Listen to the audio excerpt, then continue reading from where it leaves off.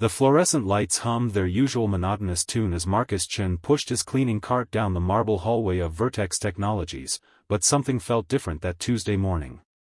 Perhaps it was the weight of his daughter's medical bill sitting in his wallet, or the way the sunrise caught the glass facade just right, casting rainbow prisms across floors he'd mopped 1,000 times. He didn't know then that in exactly 7 minutes, a simple act of kindness would shatter every assumption he'd made about his small, invisible life, ***. Marcus had been working the early morning shift at Vertex for 3 years.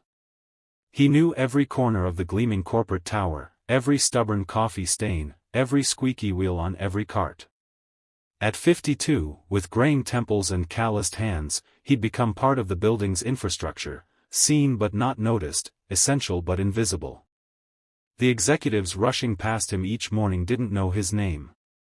They didn't know about his daughter Emma's cochlear implant surgery scheduled for next month, or how he worked double shifts on weekends to cover what insurance wouldn't. They didn't know, and Marcus had learned long ago not to expect them to care. That morning, as he rounded the corner near the main atrium, Marcus noticed a young woman standing alone by the information desk. She was maybe 30, dressed in a neat blazer and slacks, clutching a folder against her chest like a shield. But it wasn't her professional attire that caught his attention, it was the lost, frustrated expression on her face, and the way her eyes kept darting around the cavernous lobby with something close to panic. The receptionist's desk stood empty. Diane wouldn't arrive for another 20 minutes. Marcus watched as the woman approached the desk, then stepped back, clearly uncertain. She pulled out her phone, typed something, then looked up at the directory board with visible distress. Marcus hesitated. He had 16 more floors to clean before his shift ended. He had his own problems, Emma's surgery date was approaching fast, and he was still $8,000 short. Getting involved meant falling behind schedule, maybe drawing unwanted attention. In his experience, janitors who stepped outside their lane didn't last long. But something in the woman's expression reminded him of Emma, that same vulnerability she'd shown last week when kids at school made fun of the way she spoke. The way her shoulders had curled inward, making herself smaller, trying to disappear. Marcus parked his cart and approached slowly, not wanting to startle her. When he got closer, he noticed the hearing aids in both her ears. The woman turned, and Marcus saw tears of frustration beginning to form in her eyes. He did something then that came naturally from raising Emma, he didn't speak immediately. Instead, he smiled gently, made eye contact, and gestured with an open palm, "Can I help you?" The woman's face transformed. The tension in her shoulders released slightly, and she nodded quickly, pointing to the folder she carried, then up toward the upper floors. Marcus understood. She had an appointment but couldn't communicate with anyone to find out where. He pulled out his phone and typed, "Who are you here to see?" She grabbed her own phone with relief and typed back, "Interview. Product design. 9 a.m. Don't know which floor." Marcus checked his watch, 8:47 a.m. He pulled out the building directory he kept for emergencies and looked up product design. 15th floor, suite 1520. But he knew getting there wasn't straightforward, visitors needed badge access for the executive elevators, and the security guard wouldn't arrive until 9. He could have just pointed to the elevator and left her to figure it out. Instead, Marcus made a decision. He gestured for her to follow him, grabbed his maintenance badge, and led her toward the service elevator, the one that didn't require visitor clearance. As they rode up together, Marcus typed on his phone, "My daughter is deaf. Cochlear implant surgery next month." "I understand." The woman read it, and her eyes welled up. She typed back, "Born deaf. Never met someone who signed before at a place like this. Thank you doesn't feel like enough." Marcus shrugged and smiled. It was enough. It was always enough.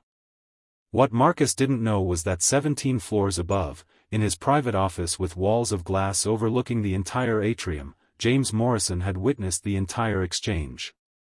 The CEO of Vertex Technologies had arrived early for a crucial board meeting, stress keeping him awake since 4 a.m. He'd been standing at his window with his morning coffee when he noticed his head janitor abandon his cleaning cart to help someone. James had built Vertex from nothing, turning a small tech startup into a billion-dollar empire. He prided himself on reading people, on understanding what motivated them. He'd spent 20 years watching employees angle for promotions, schmooze for favor, perform kindness when cameras were rolling. But this was different. There were no cameras here. No audience. Just an aging janitor helping a stranger, falling behind schedule to do it.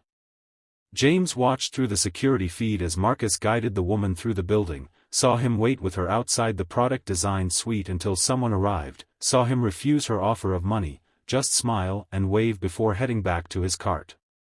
"Sarah," James called to his assistant through the intercom.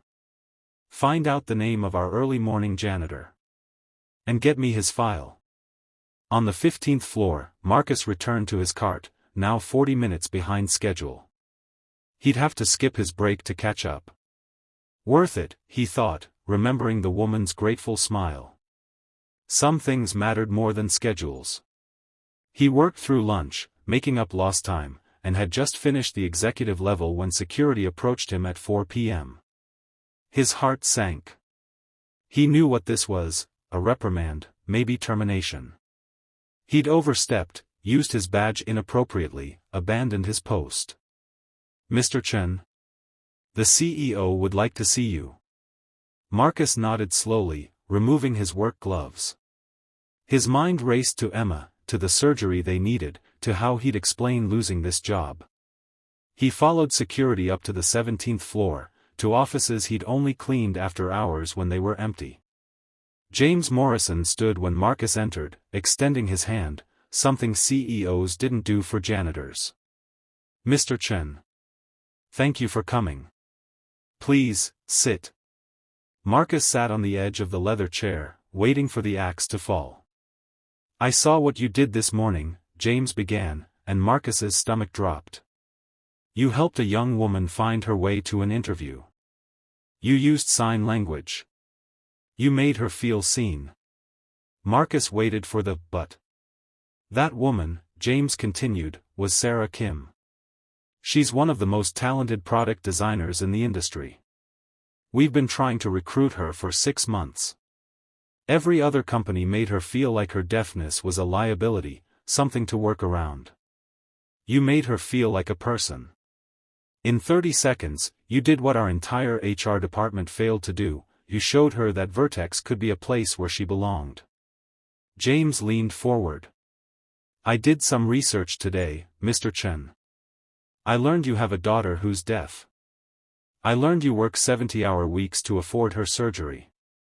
I learned that in 3 years, you've never missed a shift, never filed a complaint, never asked for anything." "I just do my job, sir," Marcus said quietly. "No," James corrected. "You do far more than your job. And I've spent all day thinking about what kind of company I really want to build. Not just profitable, but human. We're creating a new position, Director of Accessibility and Inclusion. I'd like you to consider it. The salary is $120,000. The role would involve training staff, consulting on accessibility, ensuring Vertex is welcoming to everyone." Marcus stared, unable to process the words. "And," James added softly, "Vertex will cover your daughter's surgery. Fully. Consider it the signing bonus." When Marcus finally found his voice, all he could say was, "Why?" James smiled. "Because this morning, when you thought no one was watching, you showed me what real leadership looks like. Not authority, humanity.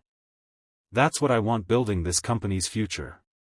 That evening, Marcus drove home with tears streaming down his face, not from sorrow but from overwhelming relief and joy. He thought about how close he'd come to walking past that woman, staying invisible, playing it safe. He thought about how one small choice to see someone, really see them, had changed everything.